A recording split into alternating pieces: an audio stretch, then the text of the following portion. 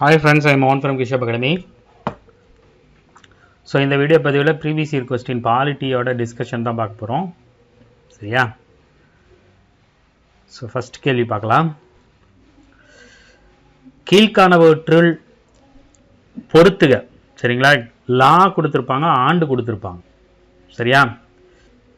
So தடுப்பு காவல் சட்டம், தேச பாதுகாப்பு சட்டம், தீவிரவாத தடுப்பு சட்டம், உள்நாட்டு பாதுகாப்பு சட்டம். சரியா? ஸோ தடுப்பு காவல் சட்டம்னா 1950. சரியா? அடுத்து வந்து பார்த்தீங்கன்னா தேச பாதுகாப்பு சட்டம் அப்படின்னா 1980. தீவிரவாத தடுப்பு சட்டம் 2002. உள்நாட்டு பாதுகாப்பு சட்டம் 1971. சரியா? ஆப்ஷன் வந்து பார்த்தீங்கன்னா ஏ. இந்த சட்டத்தை பற்றி இதுக்கப்புறம் இதெல்லாம் இல்லாமல் என்னென்ன சட்டம் இருக்கும், இந்த தடா பொடா மிசா கோப்சா யூஏபிஏ இந்த மாதிரி நிறைய சட்டங்கள் இருக்குது. அது எந்தெந்த வருஷம் வந்துச்சு அப்படிங்கிறத தெரிஞ்சு வச்சுங்க, ஏன்னா அதுவும் கேட்பாங்க. சரியா? ஃபஸ்ட்டு வந்து பார்த்திங்கன்னா சுதந்திரத்துக்கு பிந்தைய சட்டங்கள் என்ன அப்படின்னு பார்த்துக்கலாம். சரியா? இதில் வந்து பார்த்திங்கன்னா 1948 ஒரு சட்டம் இருக்கும். சரியா? சுதந்திரத்துக்கு அப்புறம் என்ன வந்தது அப்படிங்கிறத தெரிஞ்சுக்கிட்டீங்க அப்படின்னா, சுதந்திரத்துக்கு முன்னாடி ஏதாவது சட்டம் கொடுத்தா கூட அதை நம்ம வந்து பார்த்திங்கன்னா மேட்ச் பண்ணி போட்டுக்கலாம். சரியா? ஃபஸ்ட்டு வந்து பார்த்திங்கன்னா தடுப்பு காவல் சட்டம், இதுதான் வந்து கேட்டிருக்காங்க. Prevention detention act. சரியா? 1950. சரியா? சுதந்திர இந்தியாவின் முதல் தடுப்பு காவல் சட்டம் இது. சரியா? கம்யூனிஸ்ட் கிளர்ச்சி சுதந்திரம் வாங்கின புதுசில் வந்து பார்த்தீங்கன்னா கம்யூனிஸ்டுகள் பிரிவினைவாத போக்குகள் நிறையா இருக்கும்போது ஜவஹர்லால் நேரு காலத்தில் கொண்டு வரப்பட்டது தான் தடுப்பு காவல் சட்டம். சரியா? பிடிஏ அப்படின்னு சொல்லுவாங்க. சரியா? இது 1950 கொண்டு வந்து 69 காலாவதி ஆகிடும். நிறையா சட்டங்கள் வந்து பார்த்தீங்கன்னா இப்போ தடா போடாலாம் கொண்டு வந்து இப்போலாம் அது இல்லை. சரியா? தடுப்பு காவல் சட்டம் 1950 அப்படின்னு ஆச்சுங்க. சரியா? ஸோ 50 அப்படின்னா ஏதாவது இதுக்கு ஒரு ஷார்ட்கட் வச்சுக்கலாம்னா தடுப்பு. நம்ம 50 வயசு ஆகிறத நம்ம எப்பயுமே தடுத்துக்கிட்டே இருக்கணும், சின்ன பையனாகவே இருக்க ஆசைப்படுறோம் அப்படின்னு வச்சுங்க. தடுப்பு 50 1950. சரியா? இது ஜவஹர்லால் நேரு காலத்தில் கொண்டு வரப்பட்டு அவரோட காலத்துக்கு அப்புறம் காலாவதி ஆணிச்சு. சரியா? அடுத்து ஆயுதப்படை சிறப்பு அதிகார சட்டம். சரியா? ஏஎஃப்எஸ்பிஏ அப்படின்னு சொல்லுவாங்க. ஸோ அதாவது armed force special power act. ஆயுதப்படைனா armed force special powers act. சரியா? ஆயுதப்படைக்கு அதிகாரம் கொடுக்கறது. அதாவது இது 1958 எடுத்திருப்பாங்க. சுதந்திரம் வாங்கின புதுசில் 58 வடகிழக்கு மாகாணங்கள். சரிங்களா? அங்கே வந்து பார்த்தீங்கன்னா அதிகமான பிரச்சனைகள் இருக்கும். அதே மாதிரி வந்து பார்த்தீங்கன்னா ஜம்மு காஷ்மீர் மாதிரி பதட்டமான சூழ்நிலையில் கலவரம் நிகழ்ந்த பகுதிகளில் ஆயுதப்படையினருக்கு சிறப்பு அதிகாரம் கொடுக்கக்கூடிய சட்டம் தான் வந்து பார்த்தீங்கன்னா இந்த ஆயுதப்படை சிறப்பு அதிகார சட்டம். அது வந்து பார்த்தீங்கன்னா இன்னும் இருக்கு. சரியா? இது வந்து பார்த்தீங்கன்னா டிஸ்டர்ப்டு ஏரியா அப்படின்னு சொல்லுவாங்க. கலவரம் நிகழ்ந்த பகுதி, பதற்றமான பகுதி, இந்த மாதிரி பகுதிகளில் கொண்டு வரப்பட்ட சட்டம் தான் ஏஎஸ்பிஏ, ஆயுதப்படை சிறப்பு அதிகாரம். சரியா? அடுத்த அவசர நிலை காலம், அதற்கு பிந்தைய சட்டம். அவசர நிலை காலம்னா 1970-75 இந்திரா காந்தி பீரியட்ல கொண்டு வரப்பட்டது. 70 to 75 இந்த மாதிரி டைம்ல கொண்டு வந்தது தான் வந்து பார்த்தீங்கன்னா அவசர காலம். ஸோ அவசர நிலை அப்படின்னா எமர்ஜென்சி பீரியட்னு சொல்லுவாங்க. அது வந்து பார்த்தீங்கன்னா இந்திரா காந்தி காலத்தில் கொண்டு வரப்பட்டாங்க. ஜூன் 25, 1975. முடிவடைந்த தேதி வந்து பார்த்தீங்கன்னா மார்ச் 21, 1977. கிட்டத்தட்ட 21 மாதம் வந்து பார்த்தீங்கன்னா அது வந்து பார்த்தீங்கன்னா ஆயுதப்படை இருந்துச்சு. அப்போ பிரதமராக இருந்தது இந்திரா காந்தி பீரியட் தான் கொண்டு வந்தாங்க. அப்போ நிறைய பிரச்சனைகள் நடந்துச்சு. அப்போ வந்து பார்த்தீங்கன்னா ஃபக்ருதீன் அலி அகமது. சரியா? அவர் தான் குடியரசுத் தலைவராக இருப்பார். சரியா? இதில் தான் வந்து பார்த்தீங்கன்னா 352 அதிகமாக கொடுத்துருப்பாங்க. சரியா? 44வது அரசியலமைப்பு திருத்த சட்டத்தில் நிறைய விஷயங்கள் கொண்டு வந்திருப்பாங்க. சரி, அதெல்லாம் பார்த்துங்க. இதில் வந்து பார்த்தீங்கன்னா உள்நாட்டு பாதுகாப்பு சட்டம் மிசா அப்படின்னு சொல்லுவாங்க. எது? மிசா,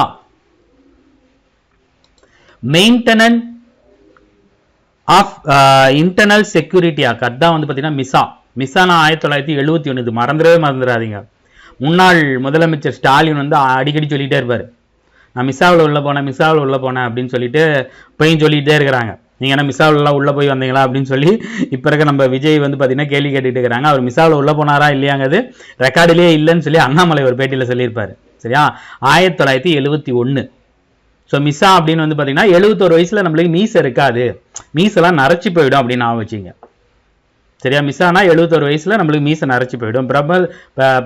பிரதமர் இந்திரா காந்தி தலைமை பீரியடில் உங்களுக்கு டேட்டு நாவல்னா கூட பரவாயில்ல, 1975லேருந்து 77 வரைக்கும் கிட்டத்தட்ட 21 மாதங்கள் வந்து பார்த்தீங்கன்னா இருந்துச்சு. இது எதுக்கு கொண்டு வந்தாங்க அப்படின்னு வந்து பார்த்தீங்கன்னா, எதிர்க்கட்சி தலைவர்கள் மற்றும் ஆர்வர்களை கைது செய்ய பெருமளவில் தவறாக பயன்படுத்துது இந்த சட்டம். இந்திரா காந்தியை பிரதமராக்குனா காமராஜரோட முக்கியமான ஃப்ரெண்ட்ஸ் எல்லாத்தையும் தூக்கி உள்ள வச்சிருவார். மொரார்ஜி தேசாய் முதற்கொண்டு எல்லாத்தையும் தூக்கி உள்ள வச்சிருவாங்க.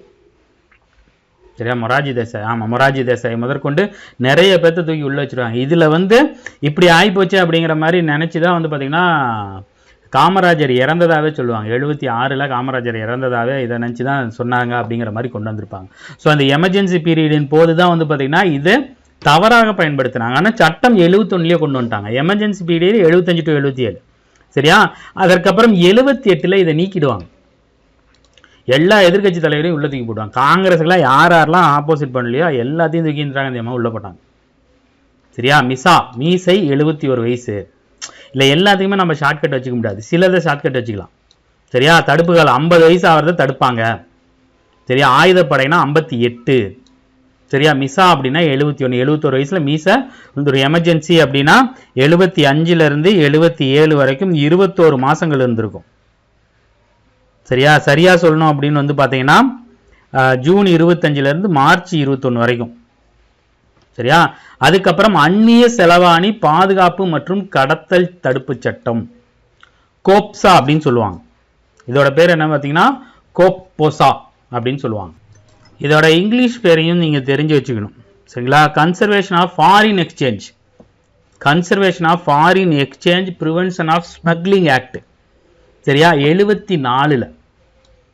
ஸோ 74 வயசில் நம்ம வந்து பார்த்திங்கன்னா இந்த பொருளாதாரமாக நம்ம வந்து பார்த்திங்கன்னா காசு இருக்காது. சரியா, அவங்கள தடுப்பு காவலில் வைக்கிறதுக்கான சட்டம். 74 வயசு ஆனவங்களை வந்து பார்த்திங்கன்னா நம்ம தடுப்பு காவல் வச்சு பத்திரமா பாதுகாத்துக்கணும் அப்படின்னு வச்சுங்க. பொருளாதார குற்றங்கள் மற்றும் கடத்தல்கள் மற்றும் நாட்டின் பொருளாதார பாதுகாப்பை குலைக்கும் வகையில் ஏதாவது ஈடுபட்டாங்கன்னா அவங்கள தூக்கி உள்ள வைக்கிறதா வந்து பார்த்திங்கன்னா கோப்ஸ் act, conservation of foreign exchange prevention of smuggling act. சரியா, இதுவும் இவங்க பீரியடில் தான் கொண்டு வந்திருப்பாங்க. சரியா, இது இப்போ இருக்கா அப்படின்னு வந்து பார்த்தீங்கன்னா இப்போல்லாம் மாற்றிட்டாங்க, அதுக்கேற்ற மாதிரி கொஞ்சம் மாற்றிட்டாங்க. சரியா, அடுத்து வந்து பார்த்தீங்கன்னா தற்போதும் அமலில் இருக்கக்கூடிய சட்டங்கள். சரியா, தற்போதும் அமலில் இருக்கக்கூடிய சட்டங்கள் வந்து பார்த்தீங்கன்னா சட்டவிரோத நடவடிக்கைகள் தடுப்பு சட்டம் 1967. சரியா, 1967ல் வந்து பார்த்தீங்கன்னா UAPA அப்படின்னு சொல்லுவாங்க, unlawful activity prevention act. Unlawful, லானா சட்டப்படி, அன்லானா சட்டவிரோதமான நடவடிக்கைகளை தடுப்பதற்கு எதிரான சட்டம் 1967 UAPA. இந்திய இறையாண்மை மற்றும் ஒருமைப்பாட்டிற்கு எதிராக சட்டவிரோத நடவடிக்கைகள் மற்றும் பயங்கரவாத செயல்களை தடுத்தல். சரியா, 2004, 2008, 2012 இங்கே ஒன்று மிஸ் ஆகி போச்சு. 2012, 2019 இந்த ஆண்டுகளில் இதில் கடுமையான பல திருத்தங்கள் கொண்டு வரப்பட்டது.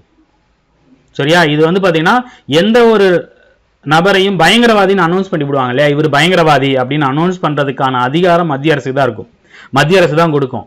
அதற்கு மத்திய அரசுக்கு அதிகாரம் கொடுக்கறதுக்கான இதை கொண்டு வந்தது தான் வந்து பார்த்தீங்கன்னா சட்டவிரோத நடவடிக்கை சட்டம் UAPA 67. சரியா, UAPA 67. இதுக்கு ஏதாவது ஷார்ட்கட்டு தெரிஞ்சால் சொல்லுங்கள். சரியா, அடுத்து நேஷனல் செக்யூரிட்டி ஆக்ட் NSA 1980. இப்பயும் இது இருக்குது, இப்பயும் வந்து பார்த்தீங்கன்னா இது இருக்குது NSA. சரியா, இது 1980ல் கொண்டு வந்திருப்பாங்க. 80 வயசு ஆனவங்களை பாதுகாக்கணும். இது என்ன எல்லாமே வயசு பிரகாரம் இருக்கே. ஸோ 80, இது வேறு ஏதாவது ஷார்ட்கட் இருக்கா? தேசிய பாதுகாப்பு சட்டம் 1980. சரியா, நாட்டின் பாதுகாப்பு, பொது ஒழுங்கு, அத்தியாவசிய பொருட்களின் விநியோகத்தை பாதிக்கும் நபர்கள். அத்தியாவசிய பொருட்களின் விநியோகத்தை பாதிக்கும் நபர்கள்லாம் இந்த இதெல்லாம் வந்து இது பண்ணுறாங்கல்ல, பதுக்குறாங்கல்ல முக்கியமான பொருட்கள், அதெல்லாம் வந்து பார்த்திங்கன்னா இதை வச்சு கைது பண்ண முடியும். சரியா, பாதிக்கும் நபர்களை முன்னெச்சரிக்கையாக கைது செய்யுது. சரியா, இப்போ வரைக்கும் இந்த ஆக்ட் இருக்கு. இந்த ஆக்டில் வந்து பார்த்தீங்கன்னா எந்த ஒரு நபரையும் 12 மாதம் வரைக்கும் தடுப்பு காவல் வைக்கிறதுக்கு அதிகாரம் உண்டு அரசுக்கு. சரியா? எல்லாத்தையும் தூக்கிலாம் உள்ளாக்க முடியாது. சரியா? அதற்கப்புறம் சில ஆக்ட் எல்லாம் கொண்டு வந்து மனித உரிமை மீறல்கள் இருக்கு இல்லையா, மனித உரிமை மீறல்கள்லாம் இந்த சட்டம் மீறுது அப்படின்னு சொல்லிட்டு நிறைய ஆக்ட் கொண்டு வந்த சட்டத்தை வந்து பார்த்தீங்கன்னா தடுத்து நிறுத்திட்டாங்க, தூக்கிட்டாங்க. சரியா? அது வந்து பார்த்தீங்கன்னா தடா பொடா 85, பொடா வந்து 2002. Terrorist and distributive activities of prevention ஆக்ட்னு சொல்லுவாங்க, தடா சட்டம். உங்களுக்கு வந்து பார்த்தீங்கன்னா இந்த தமிழில் வந்து பார்த்தீங்கன்னா சில, அதாவது தமிழ் 100 கேள்வி இருக்குல்ல, அதை நீங்கள் தமிழில் பார்த்துக்க. இங்கிலீஷ் நீங்கள் பார்க்கும்போது ஜென்ரல் ஸ்டடீஸ் நீங்கள் பார்க்கும்போது தமிழில் ஏதாவது பிரச்சனை வருது, ஏதாவது சரியாக தெரில அப்படிங்கிறப்ப இங்கிலீஷ் கேள்வி பார்த்தீங்கன்னா உங்களுக்கு சில ஐடியாலாம் கிடைக்கும். சரியா? உங்களுக்கு உதாரணமாக சொல்லணும் அப்படின்னு வந்து பார்த்தீங்கன்னா, ஏன்னா இது ஒரு டிப்ஸ் தான். 2025 நடந்த ஒரு தேர்வில் இந்திய அரசியலமைப்பின் ஆன்மா அப்படின்னு வந்து பார்த்தீங்கன்னா இதயம் மற்றும் ஆன்மான அம்பேத்கர் எதை சொல்லியிருப்பார் அப்படின்னு வந்து பார்த்தீங்கன்னா இதை சொல்லியிருப்பார், ஆர்டிகல் 32 சொல்லியிருப்பார். அதே மாதிரி வந்து பார்த்தீங்கன்னா முகவுரையை வந்து பார்த்தீங்கன்னா சோல் அப்படிங்கிற மாதிரி சொல்லியிருப்பார்.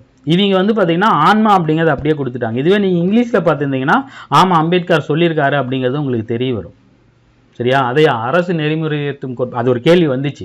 இங்கிலீஷில் கரெக்டாக கொடுத்துட்டு தமிழில் டிரான்ஸ்லேஷன் பண்ணும்போது நாமெல்லாம் என்ன படிச்சிருப்போம், ஆர்டிகல் 32 இதயம் மற்றும் ஆன்மா அப்படி தான் படிச்சிருப்போம். ஆனால் அவங்க கொடுக்கும்போது மாற்றி கொடுத்துட்டாங்க.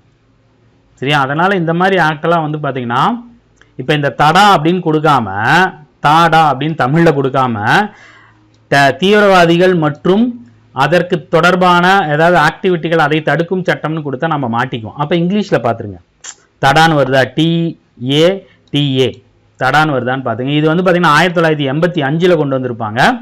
பஞ்சாப் மற்றும் மாநில சீக்கிய தீவிரவாத காலகட்டத்தில் கொண்டு வரப்பட்டது. பஞ்சாப்லாம் ஆப்ரேஷன் ப்ளூ ஸ்டாருங்கிறத ஒன்று கொண்டு வந்திருப்பாங்க. அதாவது பஞ்சாப் மாநிலத்தில் வந்து பார்த்தீங்கன்னா கோல்டன் டெம்பிள் வளாகத்தில் நிறைய தீவிரவாதிகள் பதுங்கியிருக்காங்க அப்படின்னு சொல்லிட்டு அப்போதைய பிரதமரான இந்திரா காந்தி என்ன பண்ணுவாங்க அப்படின்னா 1984 ஆப்ரேஷன் ப்ளூ ஸ்டார்னு உள்ளே கொண்டு போய் சீக்கியர்களோட புனித கோவிலான அந்த அமிர்தசரஸ்லேயே ஆப்ரேஷன் ப்ளூ ஸ்டாரில் உள்ளே இறங்கி அங்கேயே நிறைய பேர்த்த சுட்டு கொண்டு அந்த கோயிலே ரத்தமாகி பயங்கர பிரச்சனையாக இருக்கும். சரியா?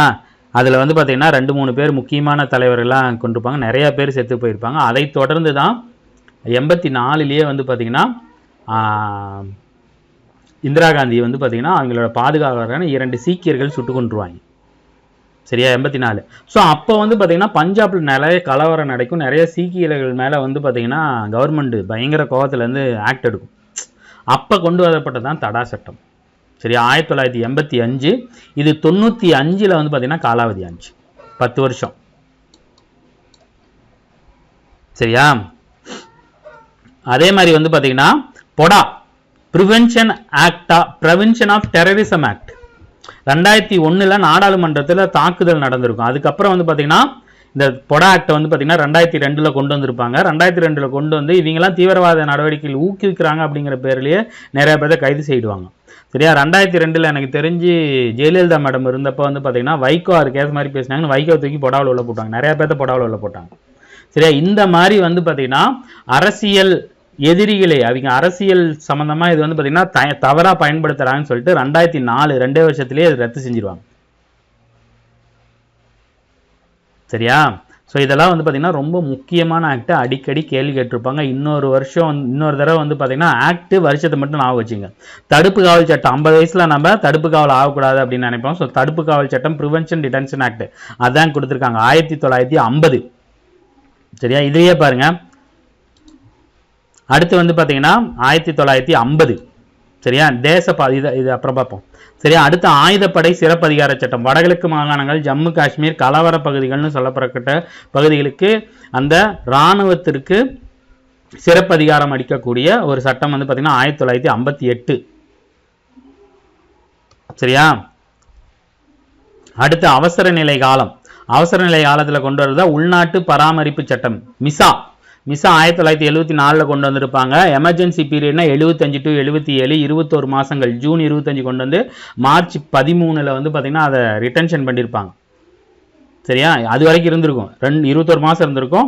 அதுக்கப்புறம் இந்த உள்நாட்டு பராமரிப்பு சட்டம் மிஸ்ஸா வந்து பார்த்தீங்கன்னா 78ல் நீக்கியிருப்பாங்க. அதுக்கப்புறம் அந்நிய செலவாணி பாதுகாப்பு சட்டம் கோப்சா 1974.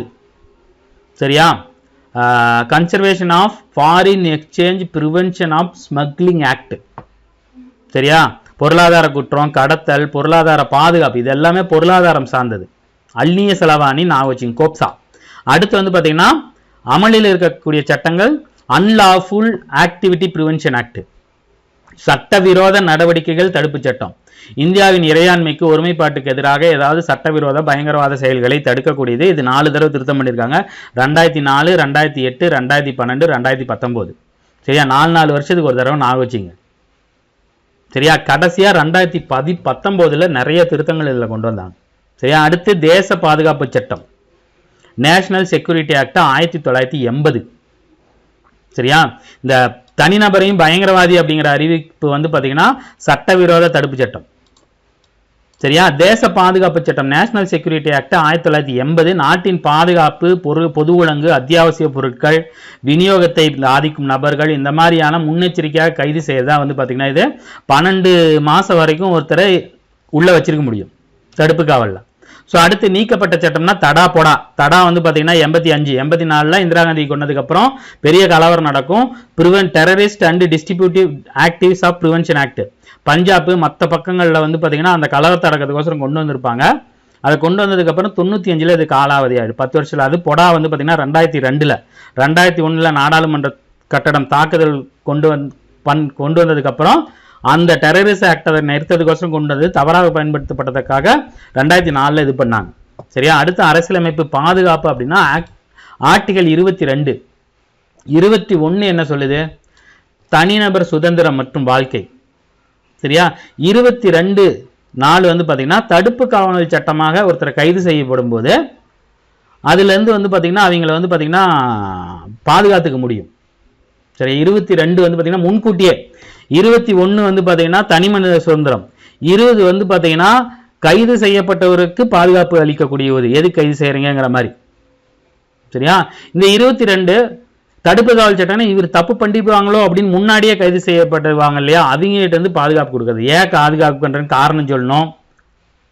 அப்புறம் வந்து பார்த்தீங்கன்னா 3 மாதத்துக்கு மேலே தடுப்பு காவலில் வைக்க முடியாது, கோர்ட்டில் ஆஜர்படுத்தி ஆகணும். அதெல்லாம் வந்து பார்த்தீங்கன்னா ஆர்டிகல் 22. இது சம்மந்தமாக தான் இது எல்லாத்தையும் ஏற்றிருப்பாங்க. இது சம்மந்தமாக தான் இந்த மேலே இருக்கிற எல்லா இதையும் இது பண்ணியிருப்பாங்க. ஸோ இது ரெண்டையும் பார்த்து வச்சுங்க. ரொம்ப ரொம்ப முக்கியமான கேள்வி, நிறைய தடவை கேட்ட கேள்வி. இது எல்லாத்தையும் தயவுசெய்து மனப்பாடம் பண்ணி வச்சுக்கோங்க. சரியா, அடுத்த கேள்விக்கு போவோம். இது வந்து பார்த்தீங்கன்னா ஆக்சுவலாக வந்து பார்த்தீங்கன்னா இந்த டிஎஸ்பி இருக்கு இல்லையா, இந்த அரசு நெறிமுறைத்தும் கோட்பாடு. சரியா, அந்த ஆர்டிகல் 36 51 வரைக்கும் சொல்லக்கூடியது இது. சரியா, டிபிஎஸ்பி. சரியா, இதில் வந்து பார்த்தீங்கன்னா உங்களுக்கு நிறைய ஷார்ட்கட் நான் கொடுக்க வேண்டியது இருக்குது, ஏன்னா இது அடிக்கடி கேட்டிருப்பாங்க. இதை நம்ம ஃபஸ்ட்டு பார்க்கலாம். சரியா, மக்கள் நலன். சரியா, ஸோ மக்கள் நலன் அப்படிங்கிறப்ப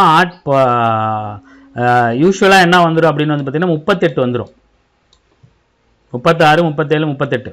இதுக்கான ஆன்சர் வந்து பார்த்தீங்கன்னா சி. போதுமான வாழ்வாதாரம்னா 39, கண்ணியமான வாழ்வு அப்படின்னு வந்து பார்த்தீங்கன்னா 43, பணி உரிமை அப்படின்னா 41, மக்கள் நலன்னா 38. இதுக்கான ஷார்ட்கட்டு நான் கொண்டு வரேன். இதுலேயே கொண்டு வந்தால் ரொம்ப லேட் ஆகி போய்டும். ஏன்னா கிட்டத்தட்ட நம்ம ஒரு 10-11 இது பார்க்கணும். அதுலேயே 3 கிளாஸ் இருக்கும். காந்திய, தாராள, சமதர்மம் அப்படிங்கிற மாதிரி 3 இருக்கும். 3ல் எது வரும் அப்படி மேடம் உங்களுக்கு தெளிவாக கொடுத்துருப்பாங்க. பட் நான் முடிஞ்ச வரைக்கும் ஷார்ட்கட்டோட ஒரு வீடியோ கொண்டு வரேன். ஏன்னா அதுக்கு நிறைய ஒர்க் அவுட் பண்ண வேண்டியது இருக்குது. நாளைக்கு ஏதாவது ஒரு நாள் உங்களுக்கு கொண்டு வந்துடுறேன். சரியா, இந்த கேள்வி விட்டுருங்க. அடுத்த கேள்வி வந்து பாருங்கள், இது ரொம்ப ரொம்ப முக்கியமான கேள்வி. ஏன்னா இப்போலாம் வந்து பார்த்திங்கன்னா இந்த புக்கில் இல்லாத அவுட் சோர்ஸ் போகும்போது இந்த மாதிரியான இதில் தான் எடுத்திருப்பாங்க. சரியா, இதுக்கான ஆன்சர் வந்து பார்த்திங்கன்னா ஆன்சர் ஏ. 3142. 53 அப்படின்னா மிசோரம், 56 அப்படின்னு வந்து பார்த்தீங்கன்னா கோவா, 55 அருணாச்சல பிரதேசம், 36 சிக்கிம். சிக்கிம் தான் ஃபஸ்ட்டு வரும். சரியா, இதில் நிறைய இருக்குது. 22 நிறைய மாநிலங்கள், டோட்டலாக 15 மாநிலங்கள் இருந்துச்சு இல்லையா. பிரிக்கும்போது 14 மாநிலங்கள் இருந்துச்சு. அதுக்கப்புறம் வந்து பார்த்தீங்கன்னா இப்போ வந்து பார்த்தீங்கன்னா 28 மாநிலங்கள் இருக்குது. அது எல்லாமே வந்து பார்த்தீங்கன்னா பிரித்ததுக்கு அப்புறம் கொண்டு வந்தது தான். ஸோ அந்த சட்டங்கள் வந்து பார்த்திங்கன்னா நிறைய இருக்குது, நிறைய மாநிலங்கள். ஒவ்வொரு மாநிலம் இது பண்ணும்போது ஒவ்வொரு இது கொண்டு வந்தாங்க. அதை நான் உங்களுக்கு கொண்டு வரேன். முடிஞ்ச வரைக்கும் இது நம்ம ஷார்ட்கட்டும் பார்க்கலாம். சரியா? ஃபஸ்ட்டு வந்து பார்த்திங்கன்னா 22வது சட்ட திருத்தம் மேகாலயா. சரியா? 22வது சட்ட திருத்தம் மேகாலயா. அசாம் மாநிலத்தில் வாழக்கூடிய பழங்குடியினர் நீண்ட நாட்கள் கோரிக்கையை ஏற்று 22வது சட்ட திருத்தம் 1969 மேகாலயா வந்து பார்த்திங்கன்னா கொண்டு வந்தாங்க. சரியா? அதாவது அசாம் மாநிலத்துக்குள்ளேயே மேகாலயாவுக்கு சுயாட்சி. சரியா? இதில் 244A சேர்க்கப்பட்டு சில பகுதிகளை மற்றும் அசாமோட சில மலைப்பகுதிகளை இணைத்து மேகாலயா தன்னாட்சியை உருவாக்கம் பெற்று 72 வந்து பார்த்தீங்கன்னா முழு மாநில அந்தஸ்தை பெற்றுச்சு. சரியா? 69 தன்னாட்சி, 72 தனி மாநிலமே போயிருச்சு.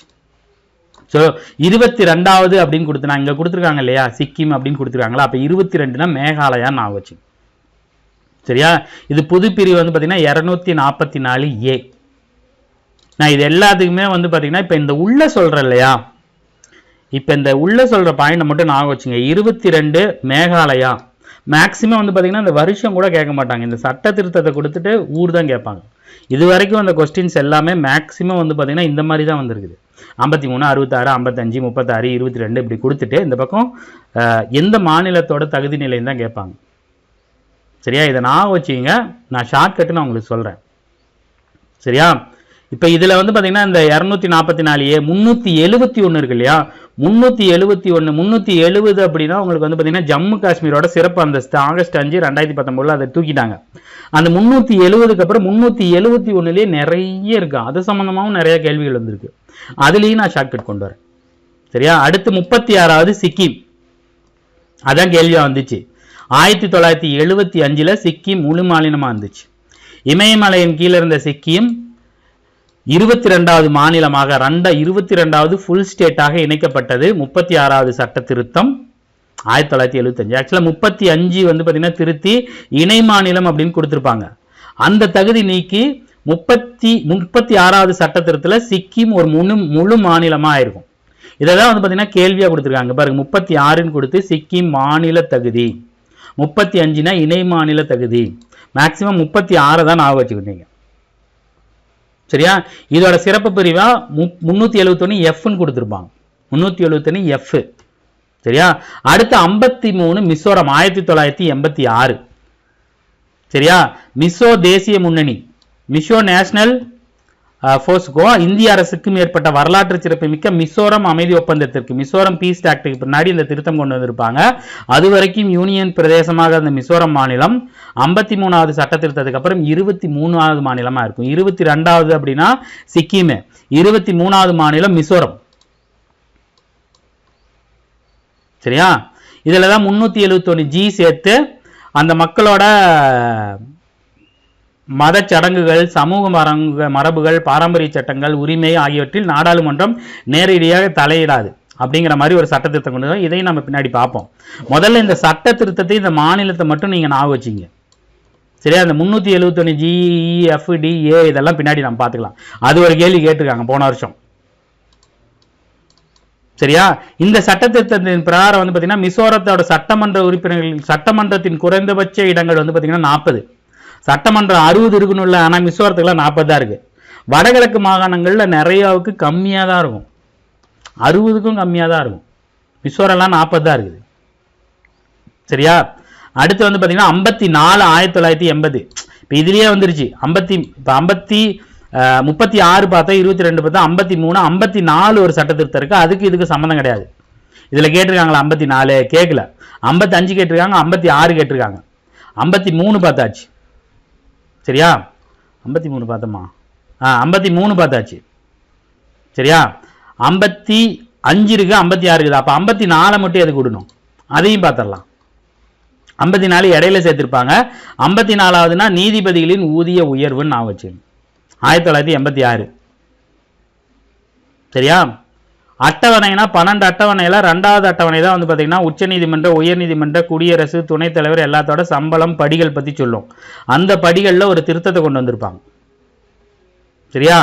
ஸோ 53 மிசோரம், 54 நீதிபதிகள் உயர்வு. 55 தான் அருணாச்சல பிரதேஷ். இதுவும் 1986. இதுவும் 86, இதுவும் 86. 53 வந்து பார்த்தீங்கன்னா 86. மூணுமே 86 தான். சரியா? அடுத்த சட்ட திருத்தம் அதே வருஷம் கொண்டு வந்திருப்பாங்க. 53, 54, 55 மூணுமே வந்து பார்த்தீங்கன்னா 86 தான். மிசோரம் அடுத்து வந்து பார்த்தீங்கன்னா இந்த ஊதிய உயர்வு. 55 வந்து பார்த்தீங்கன்னா அருணாச்சல பிரதேசம். சரியா? அருணாச்சல பிரதேசத்துக்கு வந்து பார்த்தீங்கன்னா யூனியன் பிரதேசமாக இருந்த அருணாச்சலம் 24வது மாநிலமாக இது பண்ணியிருப்பாங்க. 22 சிக்கிம், 23 மிசோரம், 24 அருணாச்சல பிரதேசம். MSAன்னு வச்சுங்க. 22, 23, 24 மிசோரம், சிக்கிம், அசாம் MSA. சரியா?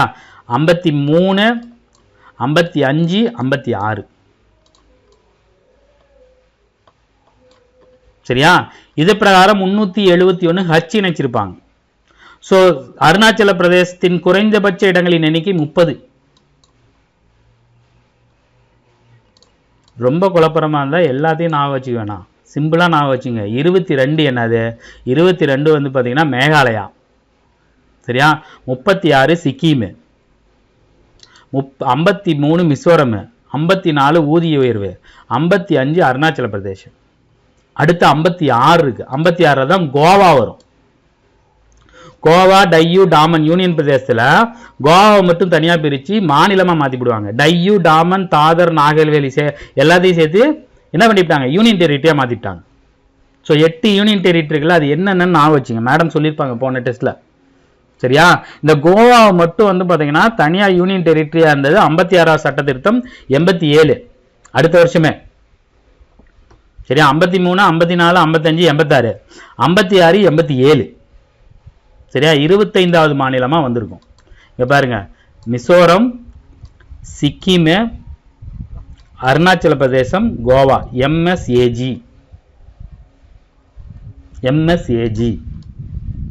இது 25வது மாநிலமாக வந்திருக்கும்.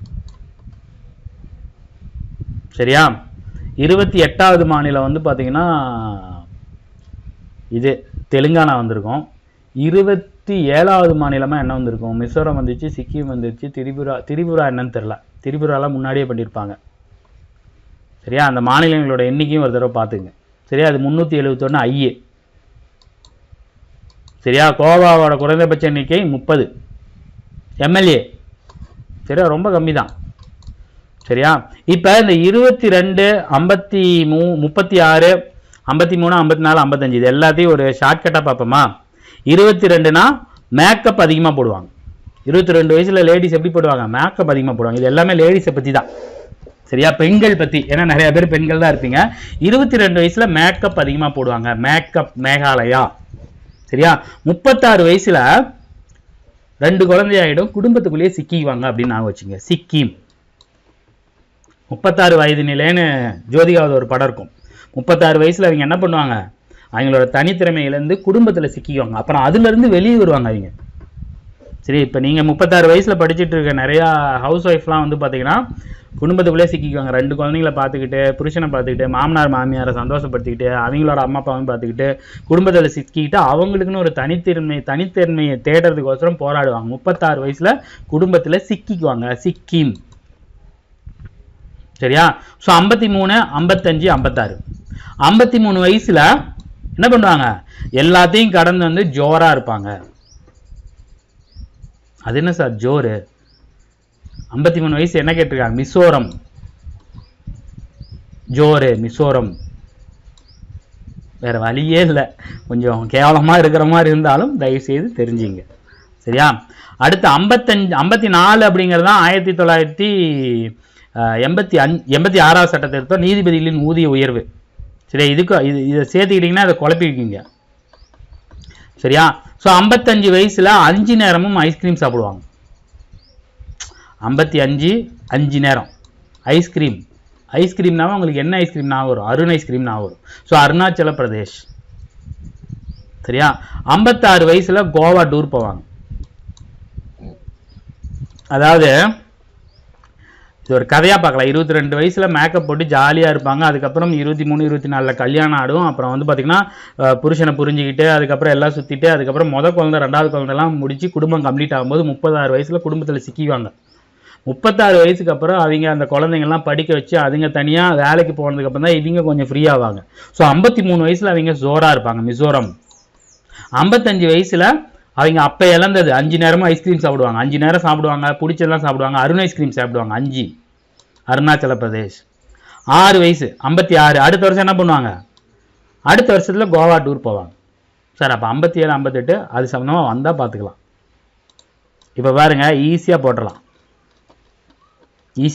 நான் போடுறேன் பாருங்க. இப்போ 22, 36, 53, 54, 55, 56. 22 வயசில் மேக்கப் போடுவாங்க. ஸோ அப்போ மேகாலயா. 36 வயசில் குடும்பத்தில் சிக்கிக்குவாங்க. 36 சிக்கிக்குவாங்க, சிக்கிம் வந்துருச்சா. அடுத்து 53 வயசு. 53 வயசில் என்ன பண்ணுவாங்க? எல்லா கடமையும் முடிச்சுட்டு ஜோரா இருப்பாங்க. ஸோ 53 ஜோரா மிசோரம் வந்துருச்சா. அடுத்து 54 வயசு ஊதிய உயர்வுன்னு நான் வச்சுங்க. ஏன்னா 53 வயசில் ஜோரா இருப்பாங்க. 54 வயசில் நிறைய பணம் வர ஆரம்பிக்கும். அப்போ பணம் வர ஆரம்பித்தா முதல்ல என்ன பண்ணுவாங்க? அவங்களுக்கு வேணுங்கிறதுலாம் சாப்பிடுவாங்க. 5 நேரமும் அருண் ஐஸ்கிரீம் சாப்பிடுவாங்க. 55 அருண் ஐஸ்கிரீம், அருணாச்சல பிரதேசம். 56 வயசில் சாப்பிட்டாச்சு. அடுத்து என்ன பண்ணுவாங்க? டூர் போக ஆரம்பிப்பாங்க. 56 வயசில் டூரு. சரியா? இப்படி நான் வச்சுக்கிட்டீங்க அப்படின்னா முடிஞ்ச வரைக்கும் இது போட்டலாம். இது ஈஸியாக முடிஞ்சா. இது சீரியஸாக நீங்கள் நான் இப்போ தனியாக எடுத்து படிக்கும்போது கொஞ்சம் கஷ்டமாக இருக்கும். இப்படி நான் வச்சிங்க கண்டிப்பாக ஈஸியாக இருக்கும். சரியா? அடுத்து இந்த இடையில வந்து பார்த்தீங்கன்னா இங்கே பாருங்க 377G, 377F, 247 இந்த மாதிரிலாம் கேட்டிருக்காங்கல்ல. இதில் இந்த 377 வந்து பார்த்தீங்கன்னா ஏலேருந்து FGHIJK வரைக்கும் இருக்குது. அது சம்மந்தமாகவும் கேள்விகள் வந்திருக்கு. அதை நம்ம தனித்தனியாக பார்ப்போம். அது என்னென்ன அப்படிங்கிறது தனித்தனியாக பார்த்தா உங்களுக்கு ஈஸியாக இருக்கும். அதுக்கும் நான் வந்து பார்த்தீங்கன்னா ஒரு ஸ்டோரி மாதிரியே கொண்டு வந்திருக்கேன். முதல்ல சொல்கிறத கவனிங்க, அதுக்கப்புறம் ஸ்டோரி பார்க்கும்போது ஈஸியாக இருக்கும். இல்லைன்னா முதல்ல இதை பார்த்துருங்க. இதை ரிலேட் பண்ணி அதை ஸ்டார்ட் கட் வைக்கிறது ஈஸியாக இருக்கும். 370 என்னது? சட்டப்பிரிவு 370 வந்து பார்த்தீங்கன்னா ஜம்மு காஷ்மீரோட சிறப்பஞ்சு. அதை இப்போ நீக்கிட்டாங்க, விட்டுருங்க. அப்போ 371 ஆர்டிகல் 371 என்ன சொல்லுது அப்படின்னா மகாராஷ்டிரா மற்றும் குஜராத், விதர்பா, மரத்வாடா மகாராஷ்டிரா, விதர்பா மகாராஷ்டிராவில் இருக்கு. சரியா? மற்றும் சௌராஷ்டிரா ஹச் அப்படின்னா குஜராத்தில் இருக்குது. குஜராத்தோட முதல்ல வந்து பார்த்தீங்கன்னா சௌராஷ்டிரா மாநிலம் தான் சொல்லுவாங்க. இந்த பின்தங்கிய பகுதிகளின் வளர்ச்சிக்காக தனி மேம்பாட்டு வாரியங்களை அமைக்க ஆளுநருக்கு அதிகாரம் அளிக்கிறது. இது வந்து பார்த்தீங்கன்னா 371. மகாராஷ்டிரா, குஜராத் மட்டும் நான் வச்சு இந்த மாநிலத்தை தான் கேட்பாங்க. இந்த உள்ள இருக்கிற மாவட்டத்தெல்லாம் கேட்க மாட்டாங்க. சரியா? 371 மகாராஷ்டிரா மற்றும் குஜராத் தான். 371 தான் நாகாலாந்து. 13வது திருத்தம் 1962. நாகாலாந்து நம்ம பார்க்கல, மேகாலயா தான் பார்த்துருக்குறோம், நாகாலாந்து பார்க்கல. நாகாலாந்து 13வது சட்ட திருத்தம் 1962 என்ன கேட்டிருக்காங்க அப்படின்னா நாகாமலை இருக்கு இல்லையா, நாகாலாந்துனா நாகமலை, அங்கே இருக்கக்கூடிய பழங்குடியினர் நாகான்னு சொல்லுவாங்க. நாகா பழங்குடியினர் மதம் மற்றும் சமூக நடைமுறைகள், அவர்களின் பாரம்பரிய சட்டங்கள் மற்றும் சிவில் குற்றவியல் நீதி நிர்வாகத்தில் நாடாளுமன்றத்தின் எந்த ஒரு சட்டமும் நேரடியாக பொருந்தாது. அப்ப நீங்க நாடாளுமன்ற சட்டத்தில் இருக்கக்கூடிய இதெல்லாம் பண்ணணும் அப்படின்னா அந்த மாவட்ட அந்த நாடாளுமன்றத்தோட ஒப்புதல் வாங்கணும். நிலம் மற்றும் அதன் வளங்களின் உரிமை அந்த பழங்குடியினருக்கு தான் சொந்தம். சரியா? அதை பண்ணிருப்பாங்க. ஸோ அப்ப 371 அப்படின்னா நாகாலாந்துங்கிறத நான் வச்சுட்டேங்கன்னா போதும். இது கூட முக்கியம் இல்லை. 371 மகாராஷ்டிரா, 371(1)A நாகாலாந்து. அடுத்து பி இருக்கு அசாம். 22வது சட்ட திட்டம் 1969. அசாம் சட்டமன்றத்தில் இது எல்லாமே இந்த 370 எல்லாமே வந்து பார்த்தீங்கன்னா அந்த சிறப்பு அதிகாரங்களை பற்றி பேசும். சரியா? இந்த வடகிழக்கு மாகாணங்களில் இருக்கக்கூடிய இதை பற்றி பேசும். இந்த 371B வந்து பார்த்தீங்கன்னா அசாம் சட்டமன்றத்தில் உள்ள பழங்குடியின பகுதிகளை சார்ந்த உறுப்பினர்களை கொண்டு ஒரு சிறப்பு குழுவை அமைக்க குடியரசுத் தலைவருக்கு அதிகாரம் அளிக்கிறது. 371B. அசாம் 22வது சட்ட திருத்தம் 1969. அங்கே இருக்கக்கூடிய பழங்குடியினர் பகுதிகளில் ஏதாவது சிறப்பு சட்டம் குடியரசுத் தலைவருக்கு அதிகாரம்.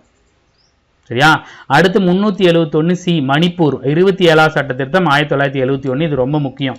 ஏன்னா லாஸ்ட்டாக மணிப்பூரில் தான் வந்து பார்த்திங்கன்னா நிறைய வாட்டி அவசர நிலை பிரகடனம் பண்ணியிருக்காங்க. கிட்டத்தட்ட 11 தடவைக்கு மேலே பண்ணியிருக்காங்க. சரியா? அதனால் இது சம்மந்தமாக கேட்கறதுக்கான வாய்ப்புகள் இருக்குது. மணிப்பூர் 27 1971. சரியா? 7 நான் வச்சுங்க. 71 27 1க்கு 2. சி அப்படின்னா மணிப்பூர். மணிப்பூரோட மலைப்பகுதிகளிலிருந்து தேர்ந்தெடுக்கப்படும் உறுப்பினர்களை கொண்டு ஒரு சிறப்பு குழுவை அமைக்க குடியரசுத் தலைவருக்கு அதிகாரம் வழங்குகிறது. அப்பகுதியில் நிர்வாகம் குறித்து ஆளுநர் ஆண்டுதோறும் குடியரசுத் தலைவரிடம் அறிக்கை சமர்ப்பிக்க வேண்டும். மணிப்பூரில் 2 பழங்குடியினர் இருப்பாருங்க. ஒருத்தர் பேர் குகின்னு நினைக்கிறேன், இன்னொருத்தர் பேர் இது. அதில் வந்து பார்த்திங்கன்னா ஒருத்தருக்கு பழங்குடியினர் அந்தஸ்து கொடுத்துருப்பாங்க. மலைக்கு மேலே இருந்தவங்க, மலை கீழே இருக்கிறவங்களுக்கு அந்த அந்தஸ்து கொடுத்துருக்க மாட்டாங்க. இதனால் மலைக்கு மேலே இருந்தவங்க எல்லாமே வந்து பார்த்திங்கன்னா அரசில் நிறைய பொறுப்பில் நிறைய இது கிடைக்கும். கீழே இருக்கிறவங்களுக்கு அந்த சலுகைகள் வராதனால 2 பழங்குடியினருக்குமே நடந்த சண்டை தான் மணிப்பூர் கலவரம். இது உள்நாட்டு கலவரம். சரியா? மத்திய அரசு வந்து பார்த்திங்கன்னா இதில் எந்த வேலையும் பார்க்கல. மத்திய அரசு அதோட கடமையை செய்ய தான் ட்ரை பண்ணிச்சு. ஆனால் இது உள்ளே நடந்த கலவரம். இது வந்து பார்த்திங்கன்னா பிஜேபிம்பாங்க, காங்கிரஸும்பாங்க, அதெல்லாம் இல்லை. 2 பேருக்கு நடந்த கலவரத்தை சில பேர் அவங்க அரசியல் ஆதாயத்துக்கு பயன்படுத்திக்கிட்டாங்க. அவ்வளோதான் விஷயம். இந்த பழங்குடியினர் அப்படிங்கிறது வந்து பார்த்திங்கன்னா சில லேடிஸு ஜென்ஸ்லாம் வந்து பார்த்திங்கன்னா நிர்வாணமாக நோட்டில் நடக்கிட்டுருப்பாங்களே, அவங்கெல்லாம் பழங்குடியினர்கள். இவங்களும் ஒரு பகுதி மக்கள் தான், சொந்த நாட்டு மக்கள் தான், சொந்த மாநிலத்து மக்கள் தான். 2 பேர்த்தையும் சண்டை போட்டிருப்பாங்க. சரியா? ஸோ 371C மணிப்பூர் 27வது சட்ட திருத்தம் 1971. இதெல்லாம் நான் வச்சுக்க முடியலனா கூட இதை கூட நான் வச்சுங்க, ரொம்ப ரொம்ப முக்கியம். சரியா? அடுத்து 371F சிக்கிம் 36வது சட்ட திருத்தம் 75. சிக்கிம் சட்டமன்ற குறைந்தபட்ச உறுப்பினர்கள் எண்ணிக்கை 30 இருக்கணும். பல்வேறு மக்களின் உரிமைகளை பாதுகாப்பதற்காக சட்டமன்ற இடங்களை ஒதுக்கும் அதிகாரம் நாடாளுமன்றத்துக்கு இருக்கு. நம்ம 234 எம்எல்ஏ இருக்காங்களா, அங்கே வெறும் 30 எம்எல்ஏ தான். சரியா? அடுத்து 371G மிசோரம் 53வது சட்ட திருத்தம் 1986. நாகாலாந்து வாரிய மிசோ மக்களின் சமூக நடைமுறைகள் பாரம்பரியத்தை பாதுகாக்கணும் அப்படிங்கிற மாதிரி எப்படி நாகாலாந்தில் சட்டமன்றங்களில் அனுமதி இல்லாமல் நீங்கள் இதையும் வந்து பண்ண முடியாதோ, அதே மாதிரி வந்து பார்த்திங்கன்னா இங்கேயும் மிசோரத்துலேயும் அந்த மாதிரி எந்த ஒரு சட்டங்களும் செல்லுபடியாகாது. சட்டமன்றத்தோட அனுமதி வேணும். மிசோரத்தோட சட்டமன்றங்களின் குறைந்தபட்ச எண்ணிக்கை 40. இதை தான் இங்கேயும் கொடுத்துருப்பாங்க. இங்கே மிசோரம் இருக்கு. 53வது சட்ட திருத்தம் 86. இது என்னது? 53வது சட்டம் 86G. சரியா? சிக்கிமும் 36 தான். சரியா? அசாமி 22 ஆல்ரெடி நம்ம பார்த்துட்டோம். சரியா? அடுத்து ஹச் அருணாச்சல பிரதேசம் 55வது சட்ட திருத்தம் 55 5 நேரம். ஸோ 53 54 55 எல்லாமே 1986 தான். இது அருணாச்சல பிரதேச பற்றி இது என்னது? 371H மாநிலத்தின் சட்டம் மற்றும் ஒழுங்கை பராமரிப்பதில் ஆளுநருக்கு சிறப்பு அதிகாரம் மற்றும் பொறுப்பு வழங்கியிருக்கும். சரியா? அமைச்சரவை கலந்தாலோசித்து ஆளுநர் சிறப்பு முடிவு எடுக்கலாம். அருணாச்சல பிரதேசத்தில் ஆளுநராக இருக்கிறதெல்லாம் அசாத்தியமான திறமை வேணும். சரியா? இங்கே சட்டமன்றத்தின் குறைந்தபட்ச இடங்கள் 30. சரியா? இப்போ 371I வந்து பார்த்தீங்கன்னா கோவா 56 ஆல்ரெடி பார்த்துட்டோம். 56ல் 55 வயசில் அருண் ஐஸ்கிரீமு 56ல் என்ன பண்ணுவாங்க? கோவா டூர் போவாங்க. அப்போ 371Iயும் கோவா தான். ஸோ இது வடகிழக்கு மாநிலங்கள் இல்லைனாலும் கோவாவுக்கும் ஒரு இந்த பிரிவின் கீழே வரும். இதோட குறைந்தபட்ச சட்டமன்றங்கள் எண்ணிக்கை 30 இருக்கணும்னு சொல்லக்கூடியதான் 371H கோவா. 371 ஹச்சினாவே கோவான்னு ஆக வச்சுக்கணும். ஸோ இப்போ வரைக்கும் பார்த்தது எல்லாமே வந்து பார்த்திங்கன்னா இது எல்லாமே வடகிழக்கு மாகாணங்கள். நாகாலாந்து, அசாமு, மணிப்பூர், சிக்கிமு, மிசோரமு, அருணாச்சல பிரதேசம், அதை விட்டு கோவா, இது எல்லாமே வந்து பார்த்திங்கன்னா மேலே இருந்ததெல்லாம் வடகிழக்கு மாகாணங்கள். இதில் கோவா மட்டும் இது வடகிழக்கு மாகாணங்கள் இல்லாமல் சிலது வந்திருக்கு. டிஇஎஃப் நடுவில் இருங்க பாருங்க. ஏ இருக்கு, பி இருக்கு, சி இருக்கு, டி இல்லை. அடுத்து இஎஃப், ஜி, ஹச், ஐ வரைக்கும் இருக்கு. அப்போ நடுவில் இருக்கிறது டிஇ தான் இருக்கு. ஐக்கு அப்புறம் ஜே இல்லை. இந்த மூணும் வந்து பார்த்தீங்கன்னா வடகிழக்கு மாகாணங்கள் இல்லாமல் வேற ஒரு 371D அப்படின்னா ஆந்திரா, தெலுங்கானா. 32வது சட்ட திருத்தம் 1973. சரியா? டி அப்படின்னா கல்வி மற்றும் பொது வேலை வாய்ப்புகளில் சமமான தகுதி. இ அப்படின்னா ஆந்திர பிரதேசத்தில் மத்திய பல்கலைக்கழகம் அமைக்க நாடாளுமன்றத்துக்கு ஒப்புதல். டி ரெண்டுமே ஆந்திர பிரதேசத்தை பற்றி தான் பேசும். சரியா? அப்போ டி அப்படின்னா கல்வி மற்றும் பொது வேலை வாய்ப்புகளில் சமமான வாய்ப்பு. இ வந்து பார்த்தீங்கன்னா எஜுகேஷன், மத்திய பல்கலைக்கழகம். ஈனா எஜுகேஷன் நான் வச்சுங்க. அடுத்து ஜே வந்து பார்த்தீங்கன்னா 98வது சட்டத்திட்டம் 2012 ஹைதராபாத், கர்நாடகா ஹைதராபாத் பகுதிக்கு தற்போது கல்யாண் கர்நாடகான்னு இருக்குது. இதுக்கு சிறப்பு அந்தஸ்து கொடுத்துருப்பாங்க. 98வது சட்டத்திட்டம் 2012 ரீசெண்டாக. சார் எல்லாத்தையும் எப்படி சார் ஞாபகம் வச்சுக்குது? வேறு வழியே இல்லை, கேள்வியில் வந்து. இப்போ நான் ஒரு கதை சொல்கிறேன், அந்த கதையை ஃபஸ்ட்டு ஞாபகம் வச்சுங்க. அதை வச்சுட்டு இதை பார்க்கும்போது ஈஸியாக இருக்கும். 371 எடுத்துங்க. இப்போ நீங்கள் ஞாபகம் வச்சுக்கிறது A, B, C, D, F, G, H, I, J. So 371 ஏலேருந்து நம்ம பார்க்க போகிறோம். சரியா? சரியா? 371 ஃபஸ்ட்டு 371 தானே வருது. அது என்ன மகாராஷ்டிரா குஜராத்தை பற்றி பேசுது. முதல்ல கதை ஞாபகம் வச்சுங்க. மகாராஜா என்ன பண்ணுறாரு அப்படின்னா, கூட சில பேர், மகாராஜானா கூஜா தூக்கிறதுக்கு சில பேர் இருப்பாங்களே, கூஜா தூக்கிட்டு வடகிழக்கு மாகாணங்களுக்கு டூர் போகலான்னு பிளான் பண்ணுறாரு. ஒரு மகாராஜா கூஜா தூக்கிட்டு வடகிழக்கு மாகாணங்களுக்கு டூர் போகலான்னு பிளான் பண்ணுறாரு. போகும்போது வழியில் ஒரு நாகப்பாம்பு வருது. நாகப்பாம்பை பார்த்தா என்ன பண்ணுவாங்க? பாம்பை கண்டால் படையும் நடுங்கும் இல்லையா? அதனால் என்ன பண்ணுறாங்க? பாம்பை பார்த்து பயந்துக்கிட்டு அசாம ஒரு இடத்துல போய் ஒழிஞ்சிக்கிறாங்க. அப்போ பாம்பை நீங்கள் வந்து இது பண்ணணும்னா என்ன பண்ணணும்? மகுடி தானே ஊதணும். ராஜா கூட வந்தவங்கிட்ட மகுடி இல்லை, என்ன வச்சிருக்கிறாங்க? மணி தான் வச்சிருக்கிறாங்க. ராஜா வராருன்னு சொல்லிட்டு அடித்து மணி தான் வச்சிருக்கிறாங்க. மணி அடிக்கிறாங்க. பாம்பு மகுடிக்கு தான் மயங்கும், மணிக்கு மயங்காது. மணி அடித்தனால பாம்புக்கு ஆத்திரம் ஆகி, சரியா, பல்ல துருத்திக்கிட்டு கடிக்கிறதுக்கு வருது. பாம்பு எப்படி வரும்? பாம்பு இப்படி இருக்குது அப்படின்னா இப்படி இருக்கும், பல்லு இப்படி இருக்கும், 2 பல்லு அப்படியே ஈனி கட்டிக்கிட்டு கடிக்கிறதுக்கு வருது. சரியா? ஸோ பாம்பு துரத்தும் போது நீங்கள் அது எழுத்து நின்னீங்கன்னா வந்து கழிச்சுட்டு அது பாட்டு ஓடி போயிடும். அப்போ என்ன பண்ணணும்? பாம்புகிட்ட சிக்கக்கூடாது. சிக்காமல் இருக்கிறதுக்கோசரம் என்ன பண்ணுறாங்க? அப்படியே ஓடி போயிடுறாங்க. சிக்காமல் ஓடி போயிடுறாங்க, ஒரு வழியாக ஓடி போயிடுறாங்க. சரியா? இது வரைக்கும் மறுபடியும் பார்க்கலாம்.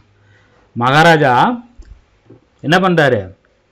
மகாராஜா சில பேர் அவரோட கூஜா தூக்கிட்டு இருக்கிறவங்களோட சில பேரை கூட்டிக்கிட்டு வடகிழக்கு மாகாணம் சிக்கிம், அருணாச்சல பிரதேசம், மிசோரம் எல்லாம் ரொம்ப பச்சை பசன்னு இருக்காங்க. டூர் போகலான்னு போகும்போது வழியிலேயே ஒரு நாகப்பாம்புகிட்ட மாட்டிக்கிறாங்க. சரியா? நாகப்பாம்பை பார்த்தோன்னா அசாம போய் ஒளிஞ்சிக்கிறாங்க. ஸோ அந்த பாம்பை வந்து பார்த்தீங்கன்னா என்ன பண்ணணும்? மயக்கத்துக்கோசரம் மகுடி ஊதணும். அதுக்கு பதிலாக இவங்க என்ன பண்ணுறாங்க? மணி அடிக்கிறாங்க. மணி அடித்தா ஓடி போயிருமா, பயந்துட்டு ஓடி போயிருமான்னு பார்த்தா மணி அடித்தனால பாம்பு பயங்கர டென்ஷன் ஆகி பல்ல துருத்திக்கிட்டு கடிக்கிறதுக்கு வருது. ஆத்திரமாயிடுச்சு. பாம்புக்கு வந்து மணி அடித்தனால ஆத்திரமாகி பல்ல துருத்திட்டு கடிக்க வருது. அப்போ பாம்பு துரத்தும் போது சிக்காமல் இவங்க ஒரு வழியாக ஓடி போயிடுறாங்க. பயங்கரமாக ஓடி தப்பிச்சிடுறாங்க. சரியா? தப்பிச்சு ஓடுத்தோடனே ஒரு இடத்துல என்ன பண்ணுறாங்க? மிளகா பஜ்ஜி சாப்பிட்றாங்க. சோர்வாயிடுறாங்க. துரத்தி ஓடி சோர்வாகி ஒரு டீ கடைக்கு போகிறாங்க. அங்கே மிளகா பஜ்ஜி இருக்குது. சோர்வானதுனால அந்த மிளகா பஜ்ஜி சாப்பிட்றாங்க. மிளகா பஜ்ஜி சாப்பிட்டோன்னா பயங்கர காரமாகுது ராஜாவுக்கு. என்ன பண்ணுறதுங்கும்போது தண்ணி குடித்தாலும் காரம் அடையலை. கூலிங்காக ஏதாவது சாப்பிட்ணுன்னு சொல்லி ஐஸ்கிரீம் சாப்பிட்றாரு. ஐஸ்கிரீம் சாப்பிட்டோன்னே மிளகா பஜ்ஜி இவ்வளோ காரமாக கொடுத்துட்டியா அப்படின்னு சொன்னவங்கிட்ட வந்து ஐஸ்கிரீம் கொடுத்து சமாதானப்படுத்தினால அவருக்கு கோவம் தணிஞ்சிருது. அப்போ கோவம் தணிஞ்சோடனே நம்ம டூர்லாம் வேணாம், திரும்பி நாட்டுக்கே போயிடலான்னு போயிடுறாரு. சரியா? இதுதான் இந்த கதை. இப்போ நான் வரிசையை எழுதுகிறேன். அந்த கதையை வச்சு சொல்லும்போது உங்களுக்கு ஈஸியாக இருக்கும் பாருங்கள். 371. சரியா? முதல்ல 371 மகாராஜா கூஜா தூக்கிட்டு. ஸோ மகாராஷ்டிரா குஜராத். அடுத்து 371 ஏ என்ன பண்ணுறாங்க? வடகிழக்கு மாகாணங்கள் போகும்போது நாகப்பாம்பு ஒன்று குடுக்கல வருது. அப்போ நாகப்பாம்பு நாகாலாந்து. சரியா? அப்போ நாகாலாந்துக்கிட்ட நீங்கள் நாகப்பாம்புக்கிட்ட மாட்டக்கூடாதுன்னு என்ன பண்ணணும்? அசாம போய் ஒளிஞ்சிக்கிறாங்க இல்லையா? சரியா? அசாம். சரியா?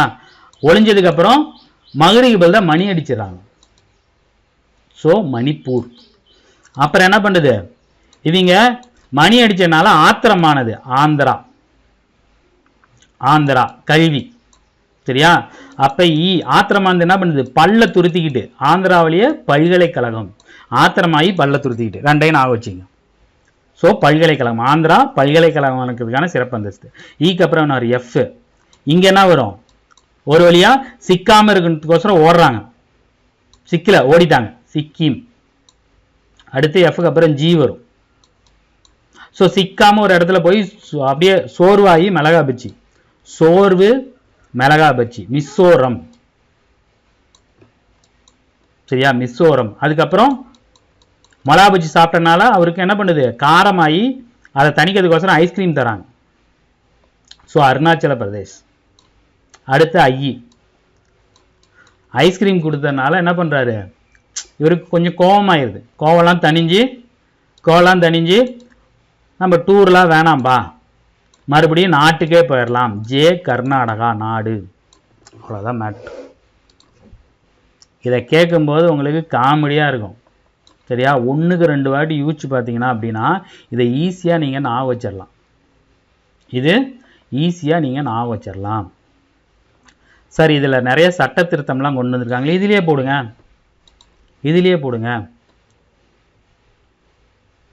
இதிலேயே போட்டால் சிக்கிம் எத்தனை வருது? ஸோ முதல்ல மேகாலயா வந்து பார்த்தீங்கன்னா 22. சரியா? 53, 54, 55, 56. சரியா? முதல்ல 22 வயசில் மேக்கப் போடுவாங்க. 22வது சட்ட திருத்தம் மேகாலயா. அடுத்து 36 வயசில் குடும்பத்தில் மாட்டிக்குவாங்க. 36 சிக்கிம். 53 ஜோரா இருப்பாங்க, மிசோரம். 53, 54, 55 எல்லாமே 1986 ஜோரா. அடுத்து நிறைய பணம் வரும், ஊதியம், உயர்நீதிமன்றங்களின் ஊதியம். 5 நேரமும் அருண் ஐஸ்கிரீம் சாப்பிடுவாங்க. அருணாச்சல பிரதேசம். 6 வயசில் கோவா டூர் போவாங்க. 1987 கோவா சட்ட திருத்தம். அது ஒரு ஷார்ட்கட்டு, இது ஒரு ஷார்ட்கட்டு. அவ்வளோதான், முடிஞ்சு. இதுதான் உங்களுக்கு இதில் மனப்பாடம் பண்ணுறதுக்கே ரொம்ப கஷ்டமாக இருக்கும். 2-3 வாட்டி இதை மறுபடியும் இந்த கதையை யோசிச்சுட்டு போட்டு பார்த்தீங்கன்னா பட்டுன்னு வந்துடும். இதனால தான் இந்த வீடியோ நான் நேற்று கொடுக்க முடியல. நிறைய எப்படிதான் அதை யோசிக்கிறதுன்னு கஷ்டப்பட்டு யோசிச்சு கொண்டு வந்திருக்கு. சரியா? ஸோ அடுத்த கேள்வி, இந்திய அரசியலமைப்பின் பொதிந்துள்ள சோசலிச கோட்பாடு. The nature of socialist principle employed the Constitution of India. அதாவது நம்மளோட இந்திய அரசியலமைப்பு வந்து பார்த்தீங்கன்னா சமதர்ம காந்திய சோசியலிச கோட்பாடு பிரகாரம் அமைஞ்சிருக்கும். எதுலையுமே முழுமையான தாக்கம் இருக்காது, ஓரளவுக்கு தாக்கம் இருக்கும், முழுமையான தாக்கம் இருக்காது. அப்ப முழுமையான தாக்கம் இருக்காதுன்னா 4 தப்பு. 4 எங்கெங்க வருது? இவங்க என்ன கேட்குறாங்க? சரிதான் கேட்குறாங்க. இப்போ கீழே சரிதான் வருது.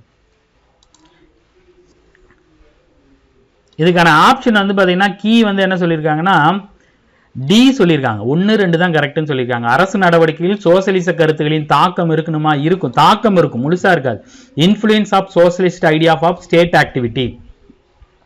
மக்களாட்சி சோசியலிச அரசு நிறுவதை நோக்கமாக கொண்டது. Aims to establishing democratic socialist. மக்களாட்சி அதோட சோசியலிசம். ஸோ இதுவும் கரெக்டாக இருக்கலாம். சரியா?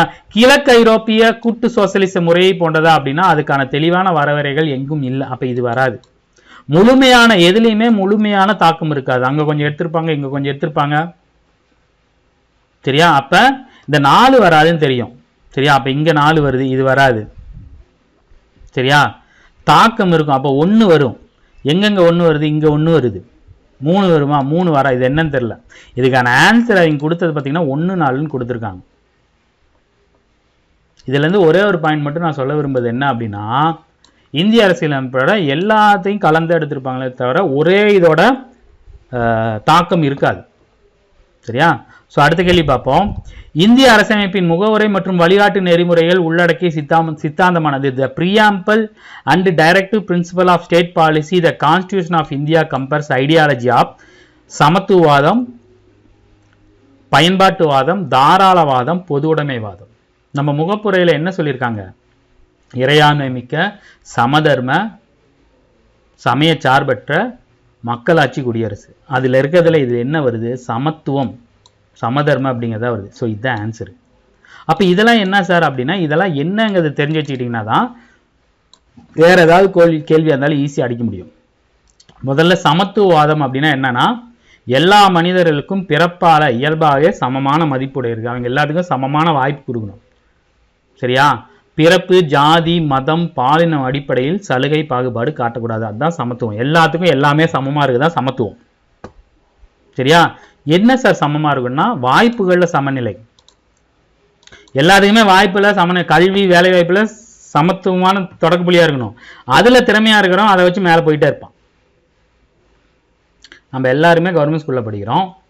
நல்லா படிக்கிறவன் அடுத்தடுத்து டாக்டர், இன்ஜினியரு, ஐஏஎஸ், ஐபிஎஸ் அப்படின்னு போயிட்டு இருக்கான். நம்மளுக்கு திறமை கொஞ்சம் கம்மி அப்படின்னு நம்ம ஒத்துக்கிட்டு அந்த திறமையை வளர்க்கறதுக்கான, ஆனால் வாய்ப்பு எல்லாத்துக்குமே சமமாக தான் இருக்கணும். அதே மாதிரி பொருளாதார சமத்துவம், ஏழை பணக்காரர்களிடையே இருக்கக்கூடிய அந்த ஏற்றத்தாழ்வு, பொருளாதாரத்திலேயே சமநிலை இல்லாத இருக்கு இல்லையா, அதுக்கேற்ற மாதிரி அடிப்படை தேவைகள் எல்லாத்தையுமே கொடுக்கணும். இப்போ ரேஷன் கடையில் பிடிஎஸ் இருக்குல்ல, பப்ளிக் டிஸ்ட்ரிபியூஷன் சிஸ்டம். ஒரு ஊரில் எல்லாரும் பணக்காரனாக இருக்கனால அந்த இடத்துல அது இல்லாமல் இருக்கா? இல்லை, அங்கே இருக்கும். அங்கேயும் ஏழைகள் இருப்பாங்க. ஸோ அவங்களுக்கும் அடிப்படை தேவைகள் கொடுப்பது உறுதி செய்தல். சரியா? இது ஆர்டிகல் சமத்துவ உரிமை நம்மளுக்கு 14 to 18 கொடுத்துருப்பாங்க. அடுத்து பயன்பாட்டு வாதம்னா என்ன அப்படின்னா, யுட்டிலிட்டேரியனிசம் அப்படின்வாங்க. ஒரு செயலின் நன்மை தீமைகள் அதன் விளைவுகளை கொண்டு மட்டுமே எடை போடும் தார்மீக கோட்பாடு. அதிகப்படியான மக்களுக்கு அதிகப்படியான மகிழ்ச்சி, greatest happiness of greatest number. சரியா? இது யாரை கொண்டு வந்தாங்க அப்படின்னா, ஜெர்மி பேரம், ஸ்டான் டுவர்ட் மில். ஒருவேளை கேட்கலாம், பயன்பாட்டு வாதம் தனிநபர் உரிமைகளை விட ஒட்டுமொத்த சமூகத்தின் கூட்டு நன்மையே முக்கியம். ஒரு செயலின் நோக்கம் என்னவாக இருந்தாலும் அதன் இறுதி முடிவு கணக்கில் எடுத்துக்கொள்ளப்படும். ஒரு இடத்துல ஒரு பெரிய அணை கட்டலான்னு பிளான் பண்ணும்போது அங்கே 100 குடும்பம் இருக்குது. ஆனால் இந்த அணை கட்டும் போது அங்கே 1,00,000 குடும்பத்துக்கு பார்த்தீங்கன்னா நல்லது அப்படிங்கிறதுக்கோசரம் இந்த 100 குடும்பத்தை அப்படியே பேர்த்து கொண்டு போய் வேற இடத்துல வைக்கிறாங்க இல்லையா, அதுதான் பயன்பாட்டுவாதம். அதிகபட்ச மக்களுக்காக அதிகப்படியான மகிழ்ச்சி. இது எனக்கு நல்லா ஞாபகம் இருக்குது. கூடன்குளத்தில் அணுமின் நிலையம் கொண்டு வரும்போது நாட்டுக்கோசரம் நம்மளோட ஒரு இதை தியாகம் பண்ணலாம் அப்படிங்கிற மாதிரிலாம் சொல்லியிருப்பாங்க. அதுதான் பயன்பாட்டுவாதம். ஒரு செயலோட நோக்கம் என்னவா இருந்தாலும் இறுதி முடிவு தான் கணக்கில் எடுத்துவாங்க. இறுதியாக என்ன வருது, ஒரு வெளியே ஒரு பூதை இருக்குது, ஒரு வீட்டுக்குள்ளே ஒரு 100 பேர் இருக்கிறாங்க. சரியா? அந்த 100 பேரில் ஒருத்தரை பலி கொடுத்தா நான் போயிடுவேன் அப்படின்னு சொல்லி பூதம் கேட்கும்போது அந்த 100 பேரை காப்பாற்றுறதுக்கோசரம் ஒருத்தரை கொண்டு போய் தூக்கி போடுறாங்கல்ல. ஆனால் 99 பேர் தப்பிப்பாங்க அப்படிம்பாங்க. ஆனால் அந்த ஒருத்தருக்கு நடந்தது அநியாயம் தானே. அதுதான் பயன்பாட்டுவாதம். சரியா? அடுத்து தாராளவாதம். தாராளவாதம் அப்படின்னு பார்த்தீங்கன்னா, தனி மனித சுதந்திரம், ஜனநாயகம், சகிப்புத்தன்மை மற்றும் சட்டத்தின் ஆட்சி ஆகியவற்றுக்கு முதலிடம் கொடுத்தும் அரசியல் தத்துவம். சரியா? அரசு மற்றும் சமூகத்தின் தலையீடு இன்றி தனி மனிதர்கள் தங்களுக்கு பிடித்த வாழ்க்கையை வாழவும் கருத்துக்களை வெளிப்படுத்தவும் முழு சுதந்திரம் கொண்டிருக்க வேண்டும்னு சொன்னதுதான் ஜான் லாக். தாராளவாதத்தின் தந்தை பார்த்தீங்கன்னா ஜான் லாக். சரியா? அதாவது சில விஷயங்கள்ல பார்த்தீங்கன்னா அரசே அவங்களை கண்ட்ரோல் பண்ண முடியாது. அதுதான் தாராளவாதம், லிபரலைசேஷன். சரியா? தனி மனித சுதந்திரம் இதில் வரும். பேச்சு, மத உரிமை, சொத்துரிமை ஆகியவை மிக முக்கியமானது. வரையறுக்கப்பட்ட அரசு மக்களின் உரிமைகளை பாதுகாப்பது தான் அரசோட வேலை. மக்கள் தனிப்பட்ட விஷயங்களில் தலையிடக்கூடாதுன்னு சொல்லுது. மக்களோட தனிப்பட்ட விஷயங்களில் தலையிடக்கூடாது. ஆனால் அந்த சுதந்திரம் மற்றவங்களுக்கு பிரச்சனை கொடுக்குற மாதிரியோ அரசுக்கோ நாட்டுக்கோ பிரச்சனை கொடுக்குற மாதிரி இருந்துச்சுன்னா அரசு அது இந்தியாவில் தலையிடும்.